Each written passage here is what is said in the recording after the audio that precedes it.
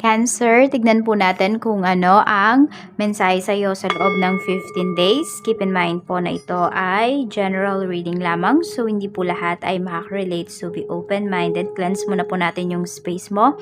Alisin natin yung negative energies.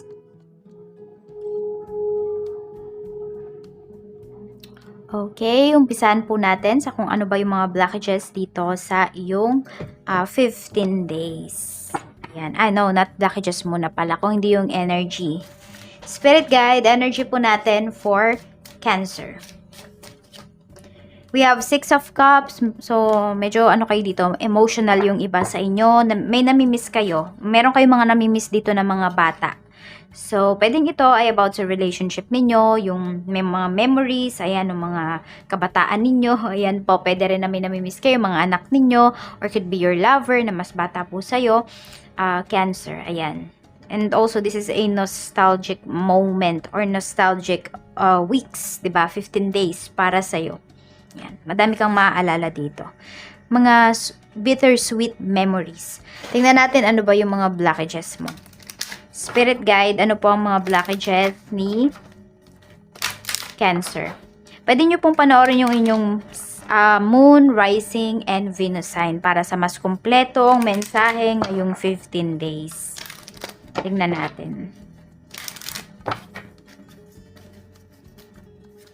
We have Phoenix Rising. Ayan. So, nagiging blockages to. Bakit kaya, no?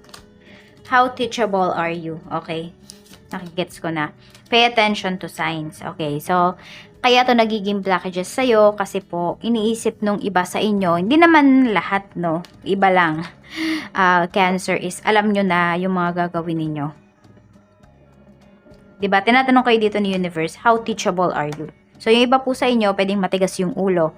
May mga signs na binibigay sa inyo sa Universe. Actually, yung mga signs naman na to, pwedeng hiningin nyo yung mga signs na to, ngayong 15 days na to. Cancer, pero hindi nyo sinusunod. Matigas talaga yung ulo ng iba sa inyo. Oo, meron kayo ditong mga habits na nahihirapan talaga kayong baguhin. Ayan po. So, tignan natin. Meron dito parang yun, basta yung energy na alam ko na lahat. Okay, alam ko lahat. Yung parang ganyan. So, tignan po natin ano ba yung strength mo. Spirit guide, ano po ba ang strength ni Cancer ngayong week? Okay, 10 of Swords. Tapos we have Ace of Wands. So, nakikita ko naman talaga dito, hindi ka naman talaga sumusuko. May mga hardships sa life or ngayong 15 days, may mga matatapos kasi dito sa life mo. Hindi yung life mo ha, Cancer, kung hindi, may matatapos na aspect sa life mo, yan. Or could be mga problems mo, yan. And also, may nagtatraidor din kasi sa'yo dito. So, nakikita ko sa'yo is, alam mo kung paano dalhin yung sarili mo, alam mo yung mga sasabihin mo, at saka ito, pinag-iisipan mo kasi yung mga gagawin mo dito. So, nandun din naman na, sabi natin na, hindi ka naman padalos-dalos sa mga decisions mo dito. Ayun lang, pwedeng ito yung hinihingi mong sign kay Universe. Ito yun, no, about sa kung sino ba yung nanloloko sa'yo. Yan yung mga hinihingi mong sign. So, binibigay sa'yo ni Universe. Pero, minsan, pwedeng hindi mo talaga yan ina-accept. Kasi, pwedeng yung taong yon sobrang lapit talaga sa'yo. Ayan. Pero, ito, magiging strength mo yan. Kasi, nakikita ko dito na titignan mo talagang mabuti yung mga tao sa paligid mo. I-observe mo sila at the same time. So, tignan natin ano ba yung dapat mo nang i-release. Ito. So, this is a relationship. So, pwedeng ikaw na lang yung laging nagbibigay sa relationship na ito. Kahit anong relationship po ito, okay? Sa mga kapatid mo, sa mga relatives mo, kaibigan. So, kung ikaw yung laging nag-feel ng cups nila, yun yung sinasabi ni Universe, i-release mo na kasi hindi lang sa dahil wala kang nabe-benefit dito, kung hindi umaabuso na sila sa'yo, Cancer. So, tingnan po natin ano naman yung dapat mong pag-isipan, pag-nilay-nilayan. So, we have the Fool. Ayan po. So, ito ay pagdating sa mga new beginning, sa mga ending sa life mo. Tama, sabi ko naman sa'yo dito kanina, di ba?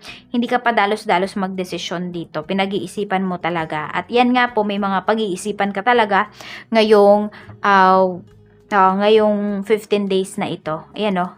Kung sino pa talaga yung mga malalapit sa'yo, yan talaga yung naninira sa'yo. Cancer. Yan. So, tignan natin. May mga major changes sa life mo na darating sa loob ng 15 days na ito. Maigsi lang yung oras na yan or yung days na yan, or panahon na yan, time frame na yan, pero napakadami pong mangyayari dito sa life mo. Actually, madami ka ding matututunan dito. So, tignan natin, okay, pagdating sa work, para po sa mga naghahanap ng trabaho, we have Ace of Swords. This is breakthrough. Ayan po, pwedeng may kukontak sa inyo, may magme-message, email. So, tignan nyo yung mga social media accounts ninyo, yung inyong mga emails, kasi pwedeng marami kayong ma-receive dito. Or could be kung ano man yung hinihintay ninyo na in-applyan po ninyo. Ayan, may ma-receive kayo na confirmation. Or it could be message or call ngayong ngayong 15 days. So yes, pwede po kayong makapag-start na dito ng trabaho. Check natin, spirit guide, ano pa po ang mensahe para sa mga may current work naman po. Knight of Wands, ayan. So, very inspired kang magtrabaho. Ito, how teachable are you? Hindi ko alam kung nag-start pa lang ba kayo, yung iba sa inyo, pwedeng madami pa kayong dapat matutunan dito sa trabaho, ayan, at merong pong willing dito na magturo sa inyo. Kung hindi naman, Cancer, pwedeng kayo yung nagtuturo dito. So, happy kayo sa ginagawa ninyo, happy kayo na may natutulungan kayo pagdating dito sa inyong mga co-workers, ayan. So, nalalabas mo din dito yung pagiging creative mo. Actually, madaming ngayong week na ito, or ngayong 15 days, madami kang magiging ka-close dito. Parang mga baguhan sila, yan po. Pagdating naman sa mga gustong mag-resign, let's see, Knight of Swords, yung iba sa inyo, mukhang hindi na kayo makapaghintay. Okay, tama naman yung decisions ng iba sa inyo. Pwede po kasi na may mga big opportunities pa na paparating sa inyo, or pwede rin talaga na ito na yun, no. Dapat nyo na talagang simulan. I mean, yung opportunities is lumalapit na po talaga sa inyo. Pwede nga na pipirma ka na lang talaga dito. Cancer. Ayan. So, tignan nyo po yung mga opportunities na yan para sa mga gusto ng mag-resign. Nakikita ko dito, tama yung gagawin ninyo. Sinasabihan talaga kayo ni Universe. Direct yung sinasabi niya sa inyo. Tignan natin pagdating naman po sa mga business. Okay? Sa mga gustong mag-start ng business, we have Knight of Cups. Ayan. So, start nyo na po. Napakagandang energy nito. Some of you are creative. Ang daming tutulong sa inyo. Ang daming susuporta dito sa inyong business. The Empress. Ayan o. Basta maging hands-on lang po kayo. Nako, napakaganda ng kapupuntahan ng business ninyo. Sa pag-unlad talaga siya. Pero syempre, huwag kayong magmamadali sa pag-unlad. Madami pa kasi kayong pagdadaanan. So, step by step yan. Dami nyong ma-experience. Para naman po sa mga may current business, yan, ang ganda oh. Nine of Cups. Nine of Cups is parang nasa heaven ka. Ganyan yung feeling mo. Kasi makikita mo ang taas-taas ng sales ninyo. Araw-araw, di talaga kayo nauubusan ng sales. Ayan no. Maging competitive lang kayo dito. Yung strategies po ninyo, do not share it kahit kanino. Minsan nga kahit sa family members nyo, wag yung i-share yung inyong business strategies. Yan po. So, may mga strategies nga kayo na gagawin dito at makikita nyo na maganda yung kakalabasan yan. Para naman sa mga nalulugi yung business, dapat mo po bang ituloy? Ten of Cups, yes. Ayan no, gawin mo inspiration yung family mo, yung future mo. Planuhin nyo. Kulang lang kayo dito sa push. Sa push talaga, Yan o, masyado kasi kayo nag-overthink. Tsaka kailangan daw, sinasabi din ni Universe dito, direct po yung mga approach ninyo. Yan, pagdating sa inyong negosyo. Pagdating sa mga clients ninyo. Lumayo kayo. Ito may pagpaplano yung iba sa inyo dito. So, sabihin natin, 'di ba? Kunwari, matagal na kayo diyan sa place na 'yan. Pero nakita nyo naman, pwedeng hindi umunlad yung business nyo diyan. Yung iba sa inyo, kailangan nyo lang is umalis. Kailangan nyo lang is magbago ng face, ng trademark, lumipat ng pwesto. Pag-isipan nyo po 'yan. Tignan natin, pagdating naman sa family mo, we have 6 of Wands. So, it's either ikaw yung uuwi or may uuwing family members ngayong sa loob ng 15 days na ito. So, ayan po, oh. Sikat na sikat yung taong ito. Hindi ko alam kung meron ba kayong sikat na kamag-anak or family members. Ayan. Basta parang pinagkakaguluhan yan. So, may magsusundo dito sa airport. Check natin pagdating naman sa mga kaibigan. Ayan, even sa mga kaibigan mo, ayan, may celebrations din tayo dito. Actually, celebrations din to. Maraming celebrations dito. Cancer. Tignan natin, pagdating po sa mga, ayan o, maganda rin, magkikita-kita kayo ng mga friends mo. Pwedeng ito ay pinagplanuhan, pwede rin naman na nakita-kita lang talaga kayo sa isang lugar, ayun, nagbanding na. Check natin pagdating po sa mga single, single mom, single dad, byuda at byudo. Page of Cups. Ayan, mukhang meron kayong nakakausap dito. Hindi pa sobrang seryoso nung usapan, pero nakikita ko dito na may laman yung mga usapan ninyo nung taon na to. Ayan, King of Swords. Okay. So, mapupunta po ito sa mas seryosong usapan. Sabihin na natin na pwedeng mag-level up sa loob ng 15 days yung relationship mo with this person or yung connection ninyong dalawa. Tignan natin pagdating naman po sa mga in a relationship. We have the Hierophant. So, meron dito ipapakilala na kayo sa family. Ayan, may pag-travel dito. Ayan. Meron din naman na ayan, so kasi para to sa mga in a relationship, okay? So, meron dito, ipopurso mo yung person mo para abutin niya ba yung kanyang mga pangarap, yung mga goals niya, or pwedeng kayo to parehas. Yung, kasi ito, yung usapang marriage, mukhang medyo malayo-layo pa pagdating sa relationship ninyo. Kasi, yun nga, sabi ko nga, pwedeng ang unahin nyo kasi muna ngayon is yung career. Tingnan naman natin or kung ano man itong mga dapat ninyong unahin sa kanya-kanyang buhay po ninyo.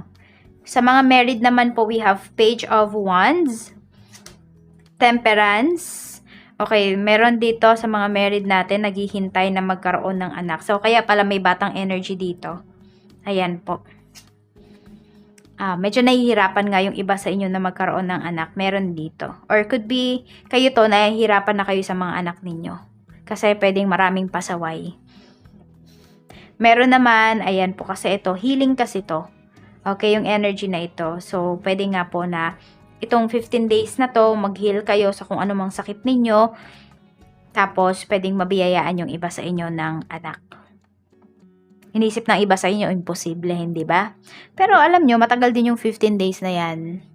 Okay, so ayan we have Justice. Yung iba naman, pwedeng meron kayong pinaglalaban pagdating sa mga anak po ninyo. Oo, at makukuha nyo yung justice na hinihingi ninyo. More on, medyo mabigat yung problema ng iba sa inyo dito. Yan. Di ko alam kung magkakasakit ba yung anak ninyo. O pwede naman trangkaso yan or what, kung ano man yung sakit. Pero magagawan po ninyo ng solusyon. Ayan. And also, namimiss nyo na din yung mga anak ninyo. Pwedeng malayo kayo sa inyong family. Oo. Yan o.